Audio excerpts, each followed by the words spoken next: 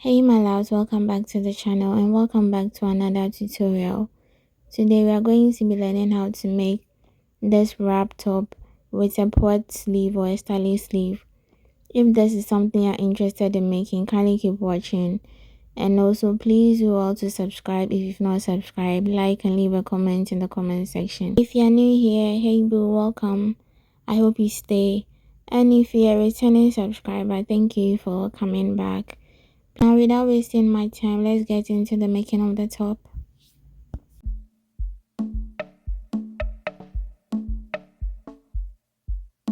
So we are going to start by rolling our starting point, and then from there we are going to take half of our shoulder measurement on this line. So afterwards, I marked my neck width, which is 3.5 inches, and then I came down and marked my neck depth, which is 3 inches, and then I joined with my curve. You can also join using freehand as well.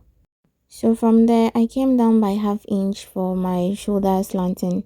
You can use 1 inch as well. And then I connected it to my neckline. So from there, I came down and marked my armhole depth, which is 8 inches. And then I extended the line. Afterwards, I connected it to my shoulder as you see me doing. So afterwards, I marked quarter of my bust measurement on my chest line and went ahead to divide my armhole depth into 2 and mark the line. After I finished, I came in by ½ inch and then I joined the point with my curve. You can also join the point with a freehand as well. Now this is for the armhole. So afterwards, I went ahead to mark my shoulder to my waist, and then I marked my length, the length of the top. I initially wanted it to be 18 inches, but then I extended it to 20 inches instead. I ended up with 20 inches because I added 1 inch allowance for hemming. So depending on what you want, you can make yours a little bit longer. Now, after I finished, I extended the lines. So I'll be adding that to my back pattern. So on my waistline, I marked half of my nipple to nipple measurement. I went ahead to mark half of my nipple to nipple measurement on my chest line, and then I connected the point. Now on my waistline, I'll be marking ½ inch on both sides of the point, and then I'll be connecting it to meet my chest line. So from there on my waistline again, I'll be marking quarter of my waist measurement on my waistline, and then I'll measure the dart intake, and then I'll add the dart back. After I finish, I'll be adding 1.5 inch allowance to the waist, and then I'll go ahead and add 1.5 inch allowance to the bust line. So from there, we are going to be connecting the point with our curve, or you can just do this with a meter rule. After we are done, we are just going to cut the back out, and we are going to use the back to cut out our front. So after we are done cutting it out, we are going to put our fabric on fold, and then we are going to be placing our back on it. Please make sure that when you fold your fabric for the front, you have a lot of allowance at the center front where we are going to be taking our wrap. And we are going to be cutting the length, the side, the armhole, and the shoulder, because the measurements are basically the same, so we don't have to do anything over there. So after we are done cutting it out, then we are going to work on the wrap in front. So for the front neck depth, I came down by 7 inches because I didn't want it too deep. You can decide to extend yours a little bit. Please ensure that you fold the neck for the back in so you don't end up cutting it. Now moving on to the wrap in front, I divided my waist measurement into 4, and then I marked. After I finished marking, I came up by 2 inches. This is where we are going to be attaching our belt.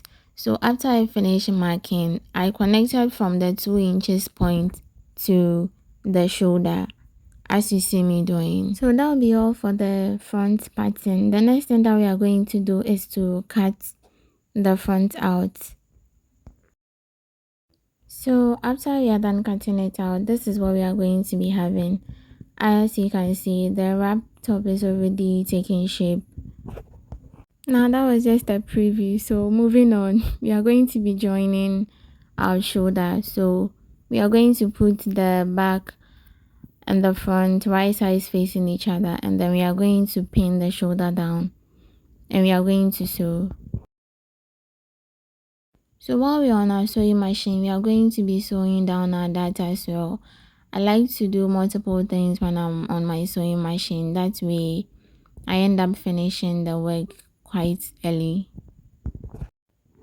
So for the dart, you can hold, pin and then sew, or you can just hold it and then you sew it straight on your sewing machine without having to pin it down. So whichever way works for you.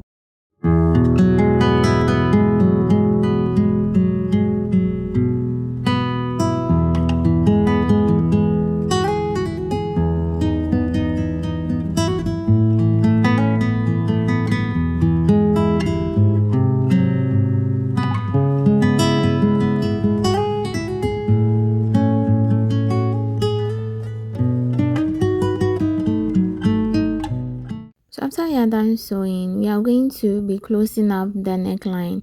So for this part, you can decide to cut a facing for it, or you can decide to use cotton bias to seal the neckline, or you can just fold the ends of the neckline in, just as you see me doing. You fold it twice and then you sew all around it, but I'll be using cotton bias to close mine up.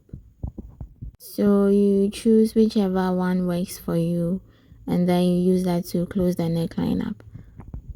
So we are going to put the top aside and work on our sleeve. Now for the sleeve, we are going to put our fabric on fold, and from there we are going to just do a basic sleeve pattern. The only thing we are going to be doing different is the rush effects somewhere along getting to the hem of the sleeve. So for that one, all I did was to measure around my wrist and then I added about 5 or 4 inches. You can decide to add more inches if you want more rush effects, and then I just went ahead to cut. So after you are done cutting, we are going to be using this to cut the other piece out. You can actually cut the two together and then you can skip this part. So from there, we are going to work on the rush effect.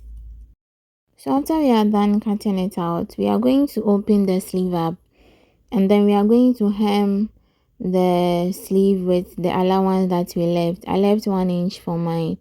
If you have a knitting machine, you don't have to fold it over twice. You just have to knit the ends and then you fold it over once with the allowance you left.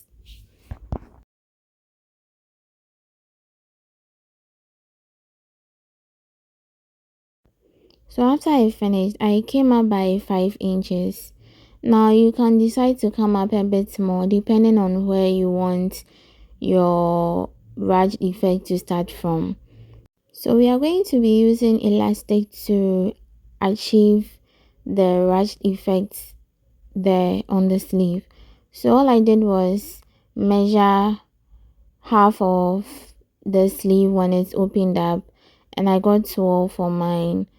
So I cut 12 inches for the elastic. I cut 2 of that for both sleeve.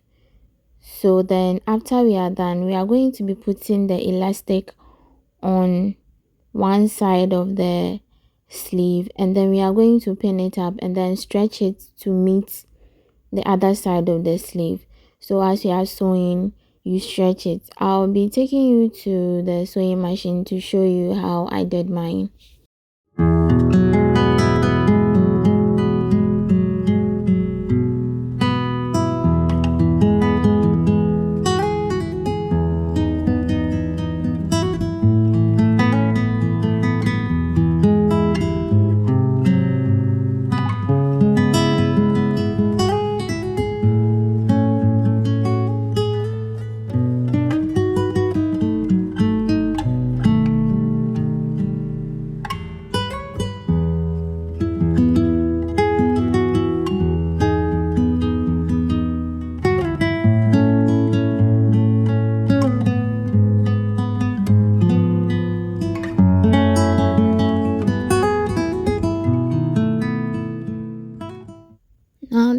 are going to be having after we are done sewing. So you realize that there's this candy shaped wrapping at the end of the sleeve.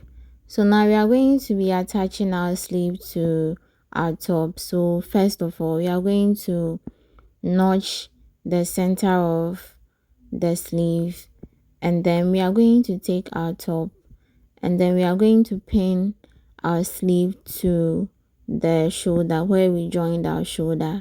So we are going to pin the two right sides facing each other, and then we are going to pin from one end to the other. After we are done, we are going to go on to our sewing machine, and then we are going to stitch over where we pinned. So after we finish attaching the sleeve, we are going to be closing up the side.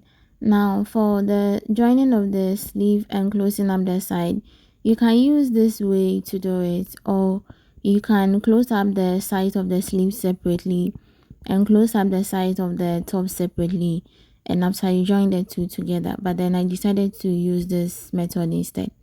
So you make sure the sleeves are aligning properly, the armholes are aligning, and then you stitch from the hem of the sleeve to the hem of the top. So from there, we are going to be working on our belt. So I cut 4 strips of my fabric. I didn't have enough fabric left, so I worked with the remaining fabric. So I cut 4 strips, each measuring 4 inches, and then I'll be joining. So because I didn't have enough fabric, I'll be joining.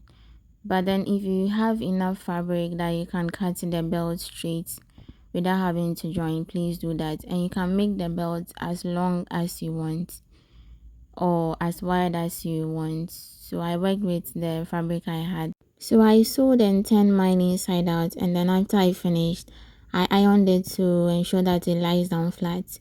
So from there, I took one end of the belt and attached it to the end of the wrap, as you see me doing. So I'll be doing that for both of the sides. So after I finished, I went ahead to sew. And please don't forget to knit the insides of your top to ensure that the insides look clean and the fabric doesn't fray. Now this brings us to the end of the tutorial. Thank you so much for watching. See you in my next video, and please don't forget to subscribe, like, and leave a comment in the comment section.